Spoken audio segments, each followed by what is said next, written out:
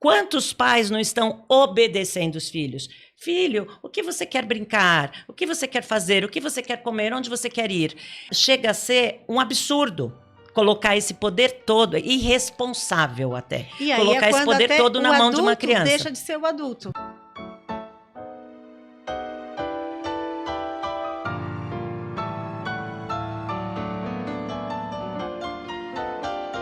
Bem-vindos ao Café com Pais, o podcast da Universidade de Pais. Sou Ana Luísa Meirelles e junto com o Dr. Vimer Botura, mergulhamos na parentalidade e nas relações entre pais e filhos, convidando pais e especialistas da área para as nossas conversas. Nosso programa oferece insights práticos e conteúdo para fortalecer laços familiares e o seu desenvolvimento pessoal. A cada episódio exploramos estratégias e compartilhamos experiências que ajudam a criar um ambiente familiar mais amoroso e compreensivo. Junte-se a nós para aprender, crescer e desenvolver suas relações familiares. Seja muito bem-vindo a mais um episódio do podcast Café com Pais. Estamos aqui com o Dr. Vimer Botura, Beth Rodrigues e eu, Ana Luísa Meirelles.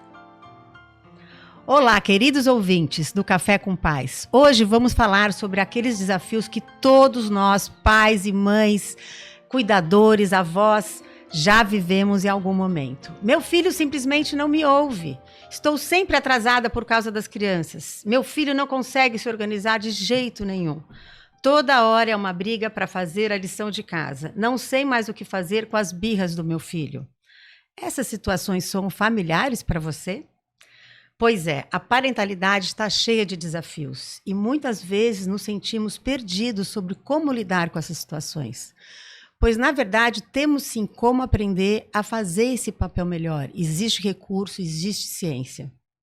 E hoje temos aqui conosco a Beth Rodrigues, especialista em disciplina positiva, para nos ajudar a entender por que essas situações são tão comuns e, mais importante, como podemos encontrar caminhos para superá-los. Uma verdadeira autoridade em disciplina positiva e uma querida amiga da Universidade de Pais.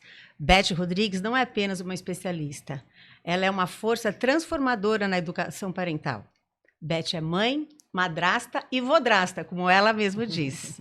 É trainer em disciplina positiva e conselheira internacional do corpo diretivo da Positive Discipline Association, com uma carreira que inclui direção de escola e coordenação. Beth agora também professora convidada na PUC São Paulo e PUC Rio Grande do Sul. Ela já traduziu 13 títulos da série Disciplina Positiva e escreveu 9 livros próprios.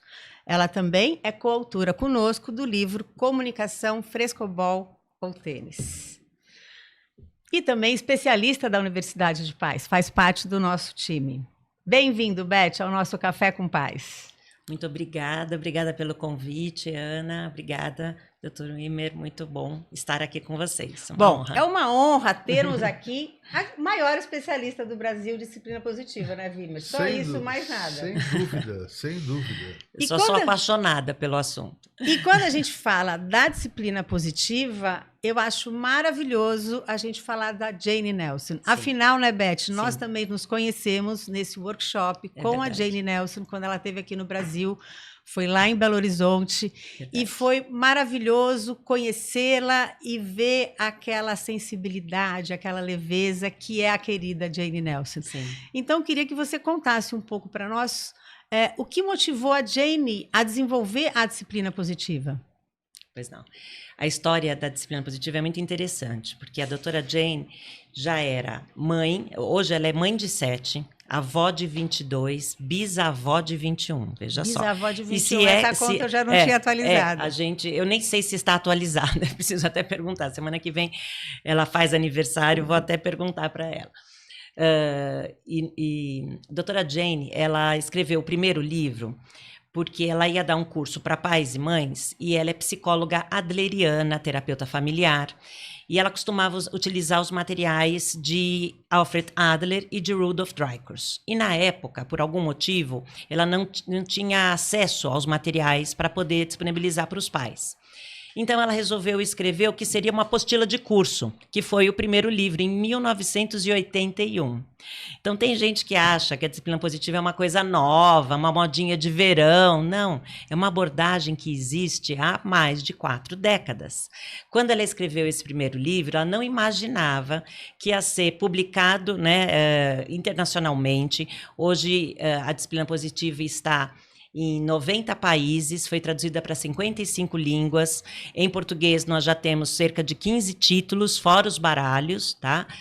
E ela escreveu esse livro para pais e professores sobre como desenvolver habilidades de vida nos filhos. Então tá lá na capa, né? Se você quer cooperação, habilidades de resolução de problemas, responsabilidade, então esse livro é para você.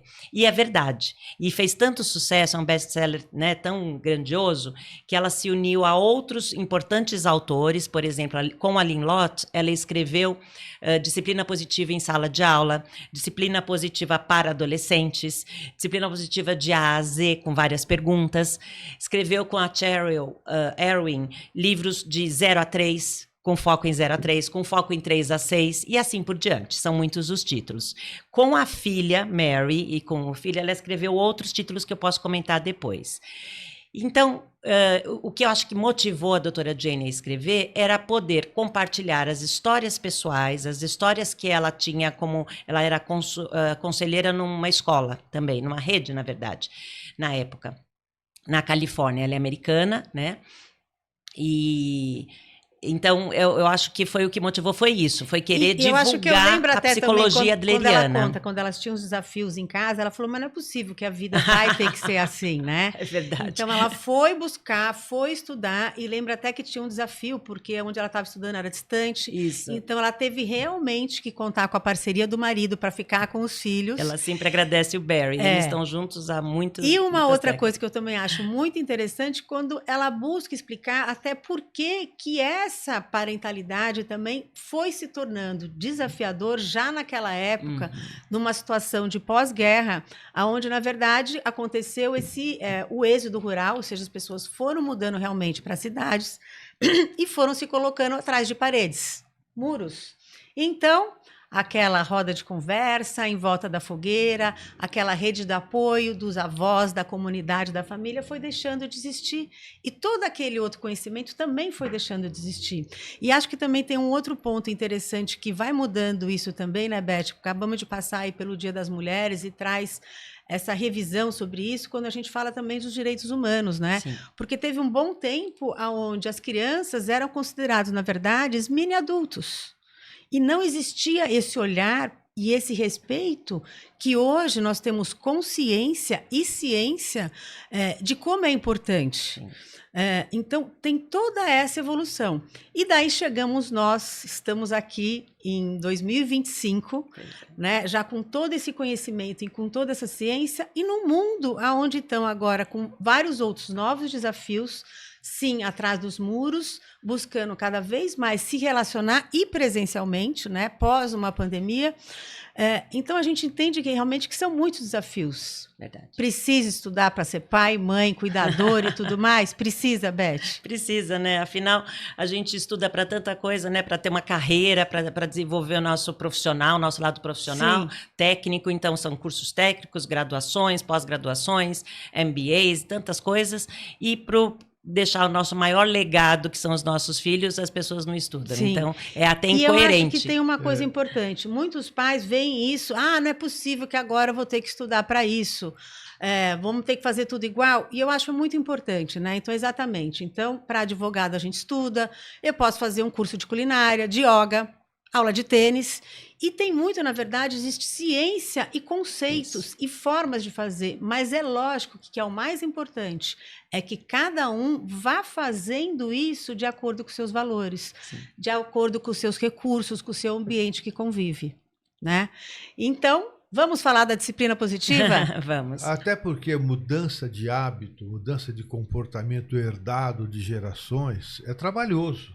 É verdade. Eu vejo, Beth, muitas no Instagram, no Facebook, algumas pessoas fazendo piada com disciplina positiva como se fosse uma coisa de superproteção, de criar nem, de não dar Deixar as crianças fazerem o que quiserem, né? A criança mandar, ter poder. Sim. Eles fazem piadas no avião, uma criança, não sei, cria um probleminha, o pai e a mãe querem que o avião inteiro mude por causa dela. Né? Tem uma visão equivocada do que é disciplina positiva. É verdade. Seria bom que você esclarecesse isso. Muito obrigada pela oportunidade, porque realmente tudo isso é um desconhecimento.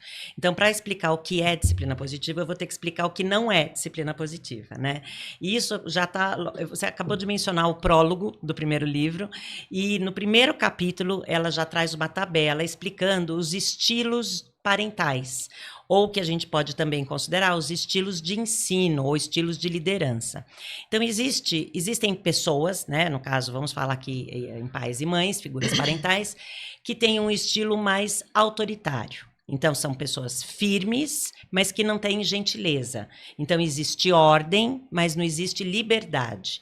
E aquela frase típica dessas pessoas autoritárias é: tem que fazer porque eu estou mandando. Então, esse modelo a gente conhece bem, né? Existe há séculos no mundo inteiro, super funciona por pouco tempo e a um preço muito alto. Então, o que tipicamente pais e mães autoritários utilizam quando os filhos não cumprem as regras, quando não obedecem? Punições, castigos. E ninguém vai mentir aqui, né? Punição, castigo funciona. Na hora, um grito, pega um chinelo, né? Ameaça, tal, funciona. A criança fica quieta ou para de fazer o que está fazendo. Só que funciona por pouco tempo e a um preço muito alto, porque daqui a pouco a criança vai estar tendo o mesmo comportamento desafiador, ela não aprende nada, não desenvolve nenhuma habilidade de vida e ela só obedece por medo. Então, provavelmente o que vai acontecer é, ou essa criança vai aprender com agressividade a ser agressiva, a ser, né, vai utilizar os mesmos recursos do grito, da violência física também. Então, pode se tornar uma pessoa exigente, malcriada, agressiva, ou dependente, com baixa autoestima, incapaz, submissa, ou até dissimulada, ou até vingativa se sentir raiva. Então, os efeitos negativos da punição e desse estilo são muitos. E quando a gente fala tudo isso, né, Beth, a gente já considera que é isso que essa criança ela vai se formando para a vida, como desde jovem, pequenos, como adulto isso. E como pais. Né? E estamos falando aqui agora, de como criar uma sociedade, ou seja, então, mais autônoma. Eu só queria terminar o raciocínio porque eu expliquei um dos 3 estilos, né? Então, que foi o do autoritarismo. Esse é o mais conhecido, muitos de nós até tivemos isso na nossa casa, porque é o que é mais difundido. Só que as famílias foram percebendo os efeitos negativos disso e resolveram ir para o outro extremo. Então, vejam, a gente tinha um modelo vertical, onde os adultos mandavam nas crianças. E como você mesma disse, pouca gente falava de criança. Alfred Adler, há 100 anos atrás, falava. Maria Montessori, na Itália, falava também, mas eram pouquíssimos. Bom, o pêndulo foi para o outro lado, e aí muitos pais decidiram que bons pais são os pais que são gentis, que não precisa de firmeza, não precisa de limites, não precisa de ordem. O que precisa é gentileza, liberdade, ser super protetor, fazer tudo pelos filhos, evitar que os filhos passem por frustração, por tristeza, que sintam esses sentimentos desconfortáveis. E aí sim, nós temos um grande número de pais que entenderam que a melhor maneira de educar os filhos seria ir para esse outro extremo, onde se lá no modelo autoritário eles não tinham escolha nenhuma, aqui eles podem fazer o que quiserem, são escolhas ilimitadas.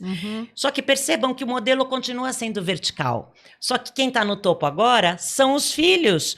Quantos pais não estão obedecendo os filhos? Filho, o que você quer brincar? O que você quer fazer? O que você quer comer? Onde você quer ir?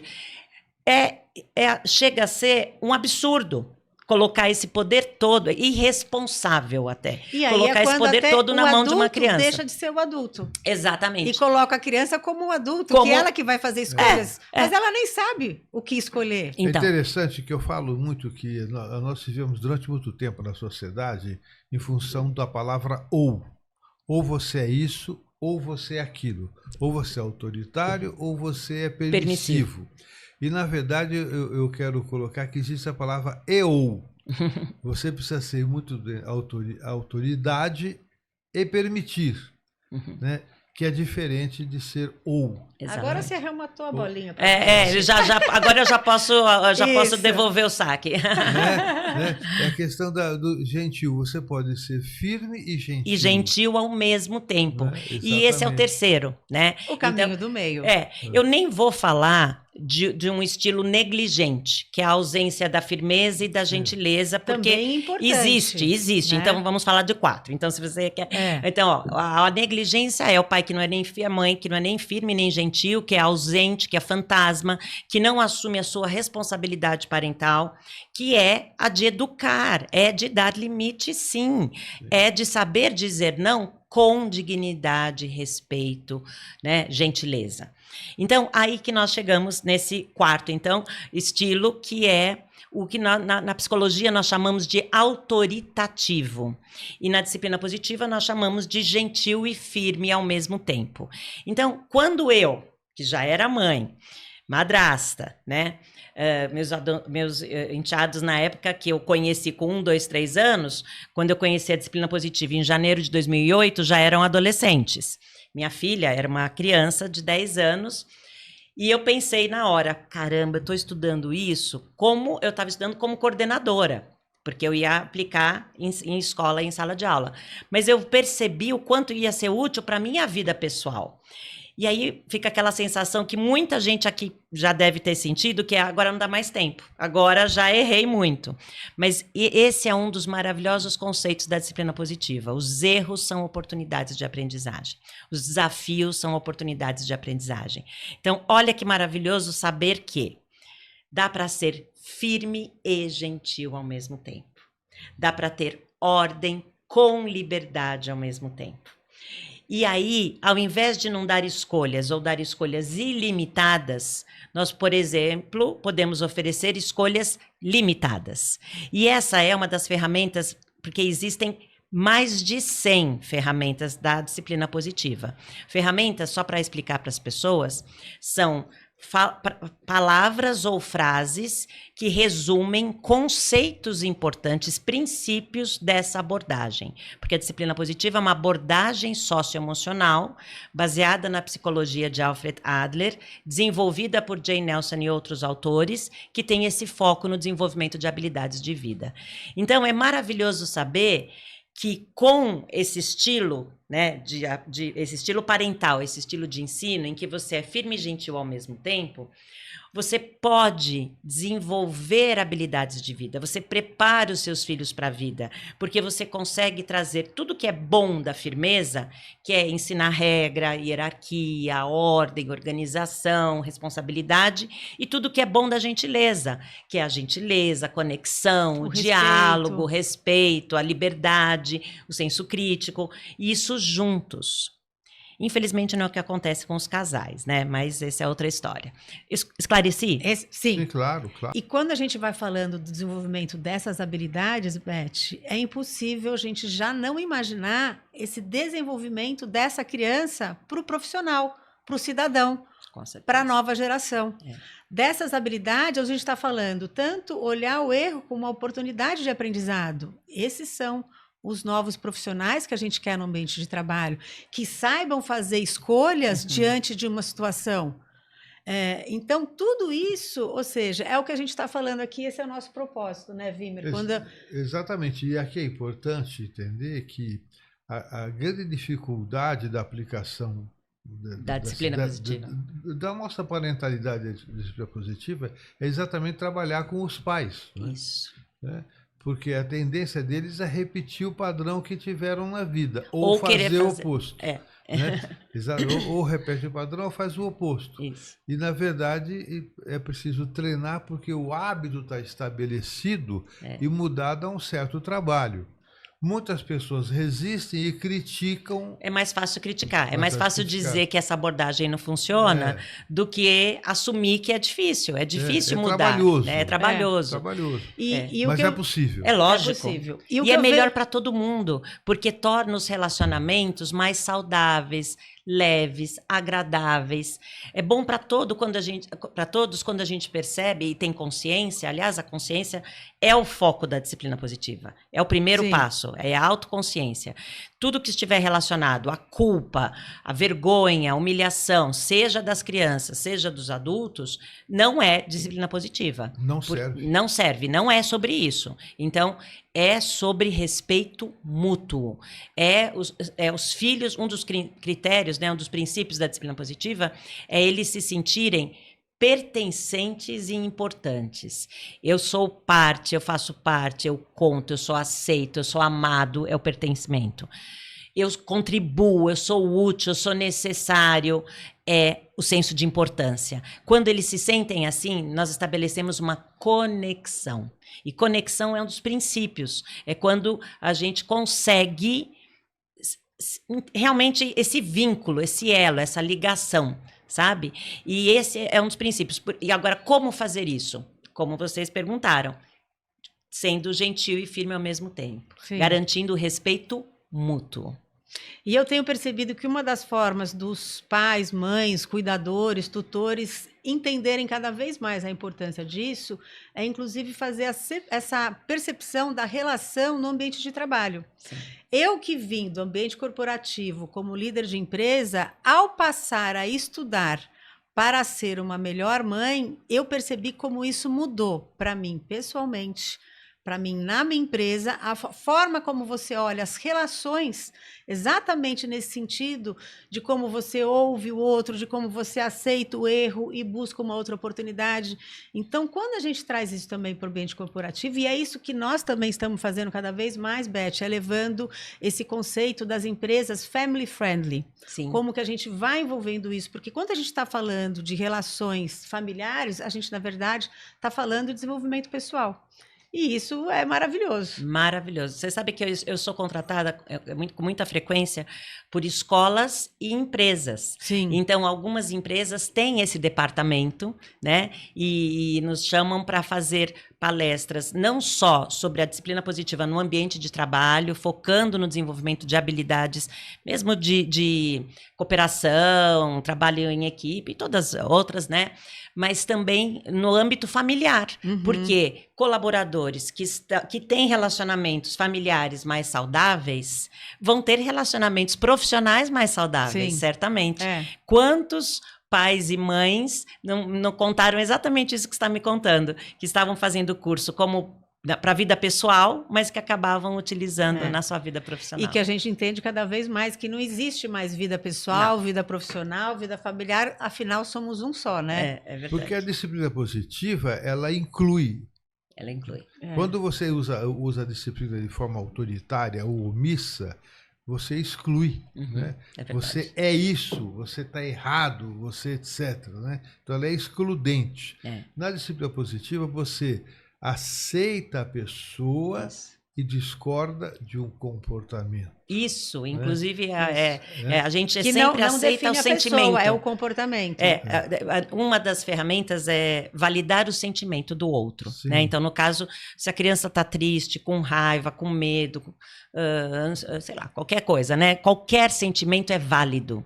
Então, o que o pai e a mãe precisam entender é que, como eles são humanos, eles podem sentir qualquer coisa, mas nem todos os comportamentos são válidos, são respeitosos, são adequados. Então, é a criança entender que ela pode estar com raiva do irmão porque o irmão quebrou o brinquedo dela, mas ela não pode bater no irmão. Então, por isso que nós temos os inúmeros livros, né, para poder exemplificar. São inúmeras as histórias ótimas, né, porque a gente se identifica. Ô, Beth, como a gente acabou de falar do ambiente de trabalho, Sim. tem uma das ferramentas que eu acho interessantíssima, né, que é a reunião familiar. Aí qualquer pai e mãe fala assim, ué, gente, mas eu vou fazer reunião de negócio agora com meus filhos? Tipo isso, reunião. Você não quer contar um pouco dessa ferramenta, Beth? Olha, eu até vou contar, mas eu já quero Ferramenta, avisar. recurso, Não, sim, não, é ferramenta, tá isso. certinho. Eu só quero avisar que essa é, na minha opinião, a ferramenta mais poderosa para pais e mães. Portanto, ela não deve ser aplicada assim, sem conhecimento. Então, eu recomendo que só as pessoas só utilizem, né, que apesar de que eu vou explicar agora, depois de lerem os capítulos referentes a isso em algum dos livros da disciplina positiva. Então, aquele primeiro que se chama Disciplina Positiva, que tem a capa amarela, é o que eu recomendo, tá? Então, é assim, elas são semanais, num dia e horário fixo, elas têm a duração, as reuniões de 15 a 20 minutos, então são curtas, objetivas, no máximo 30 minutos. Quem participa são os membros da família, num lugar sem interferência, então não pode ter tela ligada, não é com o celular junto, não é com comida na mesa, não é na hora das refeições, de preferência numa mesa, onde todos possam estar sentados. Crianças a partir dos 4 anos, porque vocês sabem, né, que eles não têm ainda maturidade antes disso para ficar durante 30 minutos fazendo uma discussão. E a reunião começa, a pauta começa com uma rodada de reconhecimentos. Então, é como uma rodada de elogios, de coisas positivas que todos os membros da família falam uns para os outros. Vocês imaginam como fica o clima depois de todos falarem e ouvirem coisas positivas, né? É muito interessante. E que já é um exercício interessantíssimo de aumentar esse vocabulário, né? Isso, porque as pessoas não têm o hábito de observar pontos positivos, pontos fortes, talentos, reconhecer isso. Não, o nosso hábito, inclusive, principalmente pais e mães, é de buscar os erros, né? É de apontar os defeitos, é de chamar a atenção no que deve ser melhorado. E a gente acaba focando só no negativo.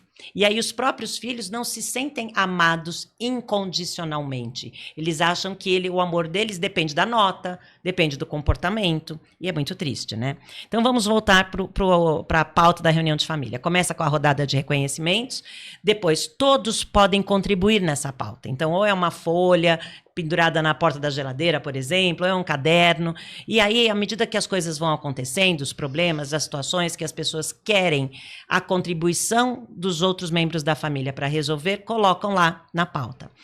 E aí, então, a pessoa que está coordenando a reunião naquele dia, que pode ser qualquer membro da família, depois que estiverem acostumados com a pauta, que eu estou resumindo aqui, vai ler, né? O primeiro item da pauta é... planejamento da viagem de férias, por exemplo. Pronto. Esse é um item bom, esse é um item que todos vão querer participar. Já usei. Então, é o planejamento da viagem de férias. Então, aí utiliza-se qualquer objeto que vai ser o bastão de fala. Então, quem está segurando o objeto é a pessoa que fala. Quando ela acabar de falar coisas que ela gostaria que acontecesse nessa viagem da família, ela passa para outra pessoa e tem alguém anotando todas as sugestões. Depois de talvez 2 rodadas, que a gente já tem ali um brainstorming, né, um levantamento de várias ideias para aquela situação, para aquele problema, as pessoas envolvidas no problema, ou quem colocou o item na pauta, vai decidir o que é respeitoso, que tipo de solução, né, ali de sugestão é respeitosa, relacionada, razoável e útil. Porque se não for alguma dessas coisas, vai ser eliminada. Uhum. E o mais legal é que depois que todos os itens da pauta forem trabalhados, né, dentro desse período, porque se estender vai ficar, né, então vai para a semana seguinte, termina-se a reunião com algo divertido, agradável, que a família vai decidir o que eles vão fazer juntos. Que pode ser simplesmente comer uma sobremesa, por exemplo, ou fazer um passeio de bicicleta, ou jogar um jogo de tabuleiro. E aí eu tenho 1000 histórias e exemplos. Para aquelas memórias, terminar exatamente. A reunião em alto astral também. E pode ser um recurso desse para planejar as férias, ou pode ser, por exemplo, vamos combinar, o João deixa sempre as roupas largadas no chão do quarto. Isso, como resolver isso. Como resolver. Aí cada um dá a sua opinião, vai trazer os recursos. Achei muito legal você ter trazido um exemplo que tem o nome de alguém que está com um problema. Nunca a gente vai focar no erro, no culpado, na culpa, no que aconteceu. O foco da disciplina positiva é sempre na busca de soluções no futuro. Sim. Como juntos nós fazemos acordos, como juntos nós resolvemos os problemas. E se eu, adulto, precisar tomar alguma decisão sozinho, porque eu sou responsável por essa situação, e eu tiver que tomar essa decisão sem a sua interferência, porque você é uma criança, eu vou fazer isso de uma maneira firme e gentil ao mesmo tempo. E o que acaba sendo interessante é que eu trouxe até esse exemplo porque são desafios comuns, né? Aí você tem a opinião da irmã, aí o pai também participa, traz a opinião, a mãe, e daí vai se tornando formas de se ouvir aquilo e achar uma solução razoável para aquilo. São todas maravilhosas. E que, olha só, uma ferramenta que se utiliza no ambiente corporativo. E existe reunião existe né? reunião de casal. De casal, e para alunos, para a escola, para adolescentes. Na sala de aula. E tem tudo a ver com o frescobol, né? Sim. A ideia, né? Porque a ideia é essa. É comunicação. É comunicação, alongar o diálogo, sempre buscando o foco na solução do problema, não na derrota do outro. Isso. Né? Então, nessa reunião familiar, não há interesse em criminalizar ou criticar o João. Não. Há interesse em mostrar para ele que aquilo é um problema e que ele pode solucionar. Exatamente. Uma boa comparação mesmo, analogia com o frescobol. Concordo plenamente. Toda a comunicação da disciplina positiva é muito respeitosa. Eu confesso que eu conheci a disciplina positiva através de você. Sim, eu lembro. Mas eu já venho trabalhando com a teoria da comunicação. Eu acho interessante que muito da disciplina positiva tem a ver com a teoria da comunicação do Paul Watzlawick, lá de Palo Alto, na Califórnia, e também com a análise transacional. Sim. Será que ela tem algum tipo de relação à origem? Eu não sei, ela é da Califórnia, né? Mas eu não sei dela? 85, se eu não me engano. 85, 86. Possivelmente ela deve ter conhecido a Muriel James, o Eric Berne, possivelmente, porque tem muito em comum, muito em comum. Eu acho interessante que tem surgido diferentes nomenclaturas para uma prática, né, que é uma prática de uma relação respeitosa. Isso. Que é importante isso, ela é respeitosa com todos os envolvidos na situação. E mantém a autoridade. Isso. Né? Isso é muito importante para evitar essas distorções que fazem por aí. Né? Então, assim, é importante valorizar que a autoridade deve ser exercida. Não porque eu sou autoridade, ela deve ser exercida de uma forma respeitosa. Porque eles aprendem com exemplo. Exato. Eles não vão aprender, né? Porque se a gente não quer que eles fiquem mimados, folgados, exigentes ou dependentes, porque os pais e mães super protetores acabam fazendo demais pelos filhos. Super protegem, mimam, né? Evitam que eles passem por situações... por tédio, por tristeza, pela frustração. Só que isso é inevitável. Então, isso vai acontecer. Precisa acontecer para desenvolver os músculos da resiliência. Exatamente. E quando a gente fala do conhecimento, até como você falou, né, Vimer, ou seja, que vem surgindo vários recursos e linhas e formas, e o que é muito importante, é importante pensar, na verdade, aonde quer chegar, né? Aonde é essa intenção. O importante é a relação respeitosa. E como a gente foi até o ambiente de trabalho, mas, na verdade, a disciplina positiva ela já vai ser utilizada para a primeira infância, né, Beth? Também, primeira infância, adolescentes, casais. Né? Eu trouxe até aqui alguns materiais. Eu escolhi alguns que a Mary, a filha mais nova da doutora Jane Nelson, eu comentei que ela tem 7 filhos, né? Escreveu junto com a mãe e com outros autores. Então, tem, por exemplo...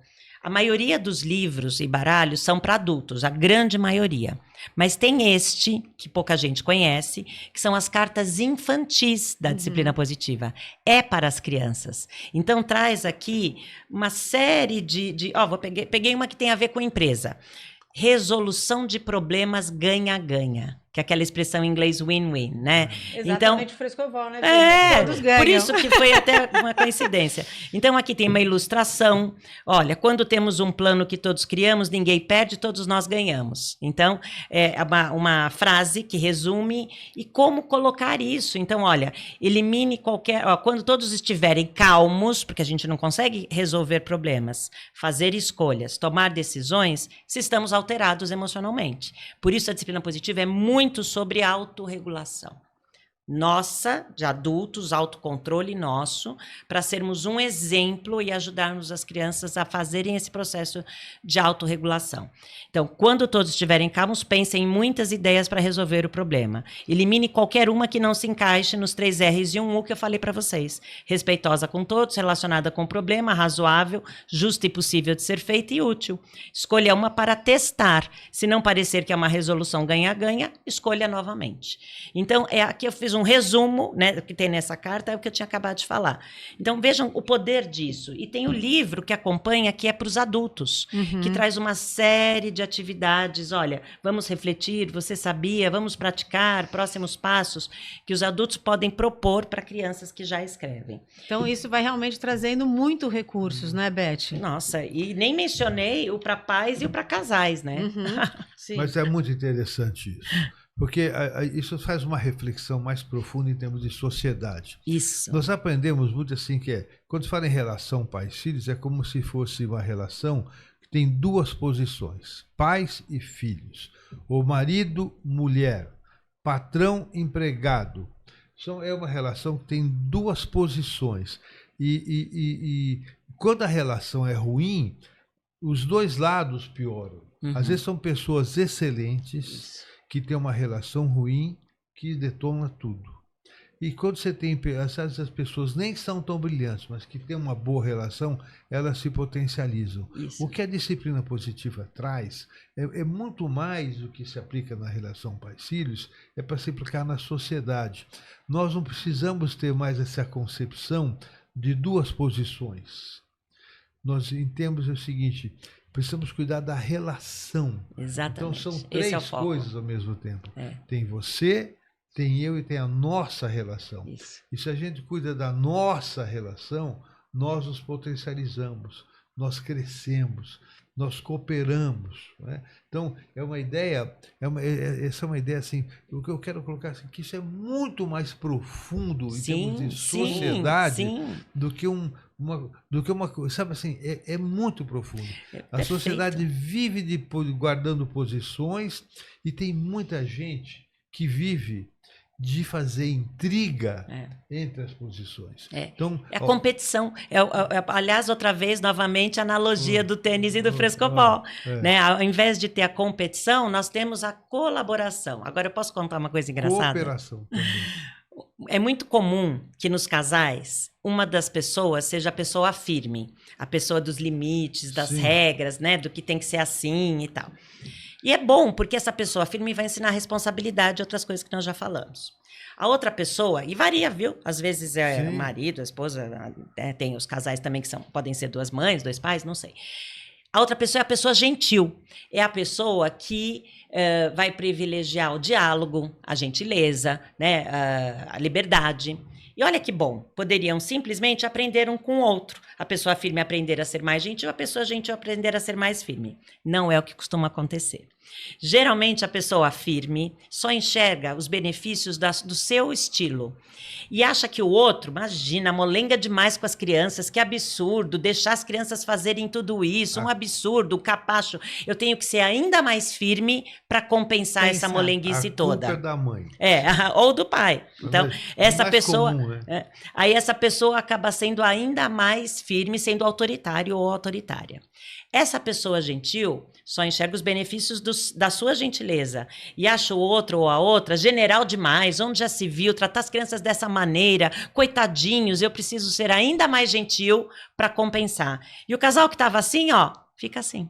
E a criança pira, né? Porque eles são grandiosos, né? Eles vão se afastando e perdendo a credibilidade. E acaba sendo difícil, porque isso é tão comum. É uma escalada. Às vezes, o simples fato da criação de filhos, que é um dos muitos itens que tem no baralho para casais, se não for alinhado, se eles não trabalharem juntos nesse relacionamento do casal, fazendo inclusive reuniões de casais, entre outras, né? Reunião de casais, a gente fala no singular, entre outras ferramentas maravilhosas, vai ficar mais difícil. Então, não estou dizendo que não pode acontecer uma parentalidade positiva, mesmo Quantas famílias são monoparentais? Muitas. Então, não é que uma coisa exclua a outra. Mas se você tem rede de apoio, mais de um adulto para educar as crianças, é muito melhor para todo mundo, né? Fica mais leve, mais prazeroso para todo mundo. E como a gente falou agora de volta ao frescobol, vamos fazer um minutinho frescobol, Vimer? Sim, vamos nessa. E olha o que eu pensei aqui, Beth. Quando a gente fala da comunicação frescobol, onde todos ganham, você, que é uma exímia jogadora na comunicação frescobol, você acha que você tem mais facilidade na sua vida familiar, na sua vida profissional ou na sua comunicação interna? Uau, difícil essa. Eu acho que, infelizmente, eu me sinto mais confortável, eu acho mais fácil a vida profissional do que a familiar. Eu acho que isso é todo mundo. Eu lembro que quando eu era professora, eu achava que ser mãe ia ser muito fácil. Afinal, eu era professora com turmas de 45, 49 alunos, 35. Como que eu não ia dar conta de 1, 2, 3, até me tornar madrasta, né? Aí eu percebi que não era tão fácil assim. E eu acho, então, portanto, isso. E a parte do interno, do diálogo interno, fica em terceiro lugar. Eu me considero uma pessoa com inteligência emocional desenvolvida. Eu trabalho no autoconhecimento há muito tempo, há muitas décadas já. Mas o diálogo interno eu acabo me cobrando muito ainda, sabe? Você vê que até no diálogo interno a gente pode jogar frescobol, né, Viva? Sim, sim. A gente fala muito até desse jogo interno. Então, né? tá em terceiro lugar. Mas eu daria notas altas para mim, sabe? Eu acredito também. O score seria bom. O score seria bom. E daí é por isso que a gente fala da metáfora, porque quando vem aquele ponto alto, assim, que você dá aquela escorregada. Você fala, vou dar uma ajustada aqui nessa bola para ajudar o outro. Esse é o ponto do erro. Eu queria que você me desse aí uma última experiência recente que você teve, que você acha que você foi dura, ou que alguém veio com saque te cortando e você deu uma ajustada. Todo dia tem alguma coisa, mas eu lembrei de uma recente. Eu estive com a minha filha agora viajando juntas e eu tendo a ser permissiva. Eu tendo a ser uma mãe permissiva, só que eu sou muito consciente, então eu já há algum tempo, né, há 18 anos, para ser mais exata. Tá tudo bem, né, Beth? Mas há exatos 18 anos eu estou trabalhando essa parentalidade gentil e firme. E minha filha, que já é uma mulher feita, me pediu um favor, pediu que eu marcasse uma consulta para ela. E eu imediatamente falei, ok. Depois eu parei, né? Por que eu vou marcar uma consulta para ela? Aí eu vou ter que perguntar que dia e horário ela pode, né? Por que ela não está marcando essa consulta? Aí filha, eu tô achando melhor você marcar. Poxa, mas você não pode, eu estou doente. Eu falei, não, poder eu posso. Mas você conhece seus horários, você é capaz. Eu acredito na sua capacidade. Então, veja, né? Teria sido mais rápido eu gravar, eu marcar, do que eu ter essa conversa com ela. Porque foi uma conversa, né? Eu tive que mostrar para ela que não era falta de amor, não era pouco caso, não era nada disso. Mas realmente a gente precisa deixá-los fazer as coisas que eles são capazes, mesmo adultos. É verdade. Porque às vezes pais e mães ainda... Eu ouvi outro caso, esses dias agora, dando uma palestra para pais dentro de uma escola, uma mãe comentou, eu ainda pico as frutas para o meu filho, tudo bem? Eu falei, quantos anos tem seu filho? 14. Eu falei, olha... É uma decisão sua, é uma decisão familiar, né? Você tem que perceber o que é um gesto de carinho, um agrado, uma celebração, porque nós, obviamente, somos a favor disso. Isso pode ser comemorado. Sim. E o que é um hábito? Se ele achar que ele tem o direito de receber só as frutas picadas e não desenvolver a habilidade de cuidar de si mesmo, pronto, aí tá o erro. Sim. Então, esse que é o limite. Né? Exatamente. Se desenvolve nele a sensação que ele é credor disso, que ela é obrigada, não funciona. Não. Agora, em muitos momentos, buscar uma convergência, não há nada de errado você ter carinho, fazer atenção, Sim, ou lembrar de uma coisa que a pessoa gosta de trazer, ou fazer. Isso é maravilhoso. Isso, maravilhoso. E esse tipo de postura geralmente gera reciprocidade. Agora, se não gera reciprocidade, aí você precisa ficar atenta, né? Porque eu divido o mundo em dois tipos de pessoas: credoras e devedoras. As gerações que você falou, primeira, pais autoritários, geralmente eram devedores do mundo. E criam filhos credores do mundo. Os credores esperam tudo dos outros, ficam infelizes por pouco e não resolvem sua vida. Os devedores fazem mais do que precisa, vivem com sentimento de culpa, problema de coluna, superresponsabilidade, porque são devedores do mundo. Então, não é bom. Nós temos pessoas que todas devem, todas têm direitos, né? Sim. Tem que ter o equilíbrio entre isso. Né? Estamos falando a mesma coisa. Por isso que Adler já defendia as relações horizontais, né? Somos todos seres humanos dignos, né, dos mesmos direitos. Sim.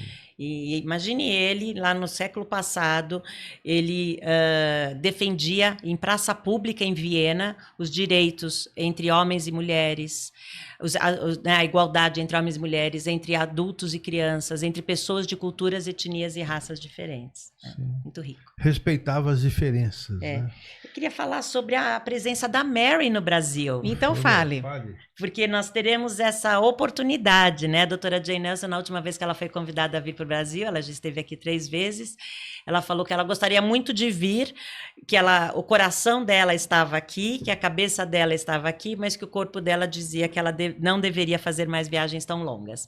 Então, ela, apesar de super lúcida, acabou de lançar um livro sobre disciplina positiva para casais, que é um livro que explica em mais detalhes, com atividades, o uso desse baralho. Eu tenho esse baralho também. Então, o baralho é a disciplina positiva para casais. O livro agora, que eu e a Ruimara acabamos de traduzir para a editora Manoli, vai ser lançado agora, início de maio, com a presença de Mary Nelson Tamborski, que é a filha mais nova.